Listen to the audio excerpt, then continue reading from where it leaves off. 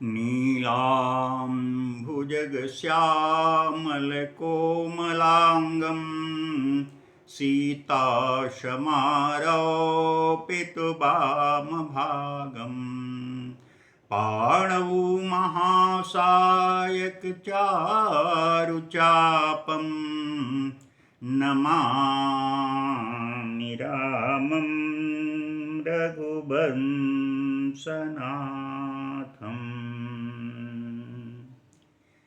मेरे प्रिय भगवत भक्तों, हम सब सनातनियों का दिन की शुरुआत ईश्वर की आराधना, ईश्वर की पूजा से ही प्रारंभ होता है। मेरे भगवत भक्तों, मैं कुछ संक्षिप्त में पूजा का जो विधान है, जो हमारे धर्म ग्रंथों में लिखा गया है, उसे आप लोगों को बताना चाहता हूँ। मेरे भगवत भक्तों, हमें ब्रह्म मुहूर्त में उठना चाहिए और ब्रह्म मुहूर्त में उठ करके अपने नित्य क्रिया कर्म करने के पश्चात ईश्वर की पूजा में हमें लग जाना चाहिए। यही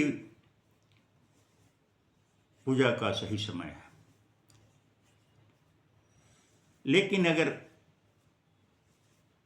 प्रातःकाल आप पूजा नहीं कर पा रहे हो, थोड़ा सा लेट भी हो रहा है, तो मित्रों, मेरा आप लोगों से कहना है कि 12 बजे, दिन के 12 बजे से लेकर के दोपहर के 4 बजे तक किसी प्रकार का पूजा पाठ ना करें। 12 से 4 बजे के बीच यदि आप कोई सा भी पूजा करते हैं तो वो अच्छा फल आपको नहीं देगा। फल की प्राप्ति, आपकी मनोकामना की पूर्ति नहीं होगी। उसी तरीके से मित्रों, संध्याकालीन आरती जब आप संध्या वेला में करते हैं तो आरती के पश्चात भगवान की पूजा नहीं करना चाहिए। आरती के बाद उनका पट बंद करके उन्हें विश्राम के लिए छोड़ देना चाहिए। तीसरी बात, मेरे भगवत भक्तों, घर में किसी प्रकार का अगर कोई सूतक हो गया हो, अर्थात घर या अपने गोत्र के अंदर किसी की मृत्यु हो गई हो, या अपने घर में ही कोई नया नवजात शिशु का जन्म हुआ हो, तो जब तक के उसकी शुद्धिकरण नहीं हो जाता, तब तक के पूजा नहीं करना चाहिए। जब तक सूतक है आपके परिवार में, तब तक भगवान का स्पर्श, भगवान का पूजा आदि नहीं करना चाहिए। मित्रों,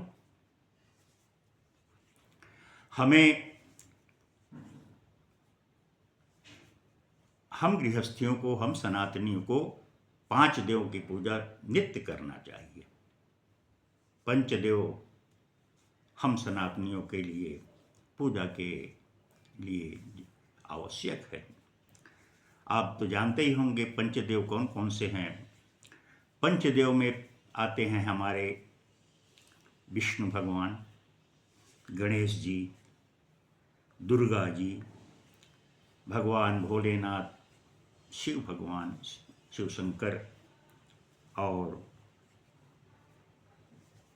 भगवान सूर्यदेव। ये 5 देव की पूजा, आराधना हमें नित्य करना चाहिए। हमारी नित्य की जो पूजा होती है उसमें ये पंचदेव की पूजा अवश्य शामिल करना चाहिए। मित्रों, संध्याकालीन आरती जब आप करते हो तो बैठ करके आरती ना करें, खड़े होकर के आरती कीजिएगा और भगवान के सर्वांग शरीर पे, पैर से लेकर के सिर तक भगवान को 7 बार आरती उतारिएगा। हो सके तो आरती को ओम अक्षर की तरह घुमा के कीजिएगा। ऐसे ओम, ऐसे ऐसा ओम बनता है ना, तो ऐसी आरती कीजिएगा, ऐसे ऐसे। तो ओम शब्द टाइप का उसमें उसकी लौ जो है ओम टाइप का दिखने लगेगा। तो यदि हो सके तो ओम आकार की घुमा करके आरती को अपने इष्ट देव को करना चाहिए। मित्रों, आरती के पश्चात उस आरती को अपने सभी घर के अंदर घुमा देना चाहिए और माता वृंदावती तुलसी के सामने एक दीप जला करके रख देना चाहिए। मुख्य दरवाजे के दाहिने तरफ एक दीप जला के रख देना चाहिए और पूजा की आरती को ला करके उसमें जल घुमा करके रख देना चाहिए और स्वयं आरती लेकर के जल को सारे घर में छिड़क देना चाहिए। इससे घर की सारी नकारात्मक ऊर्जा दूर हो जाती है, घर में सुख शांति आता है, घर का माहौल बहुत अच्छा होने लगता है। जितने भी प्रकार की वास्तु दोष वगैरह घर में है वे सब दूर हो जाते हैं। आने वाले संकट भी आने से कतराते हैं, वे भी घर के दरवाजे से भाग जाते हैं। मित्रों,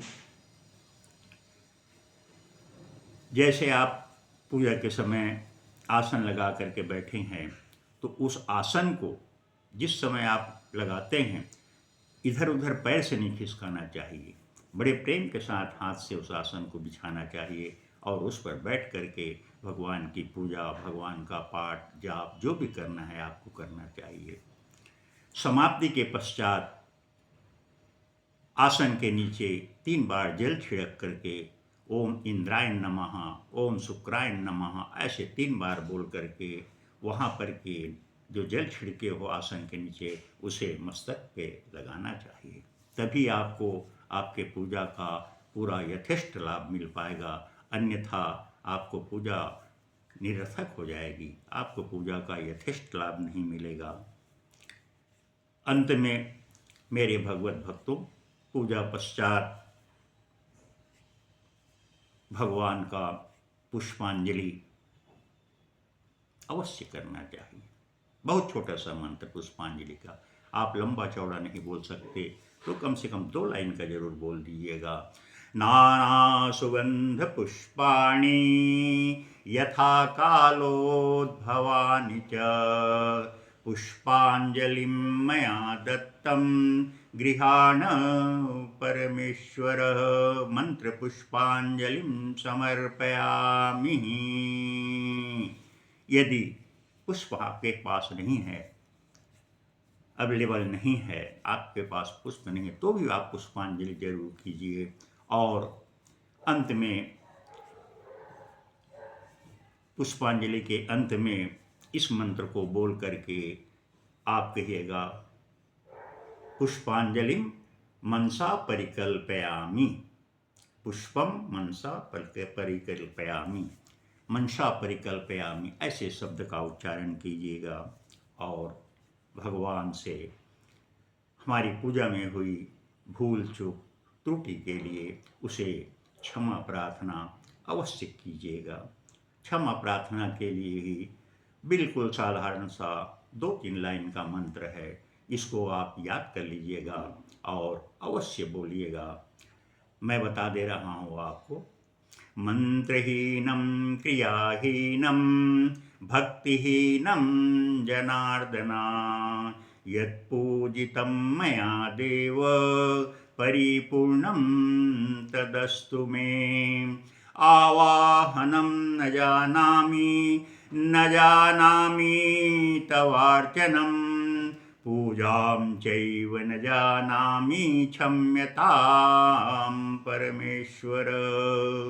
पापोऽहं पापकर्माहं पापात् पापसंभवां त्राहि मां पुण्डरीकाक्षं सर्वपापहरो भवः।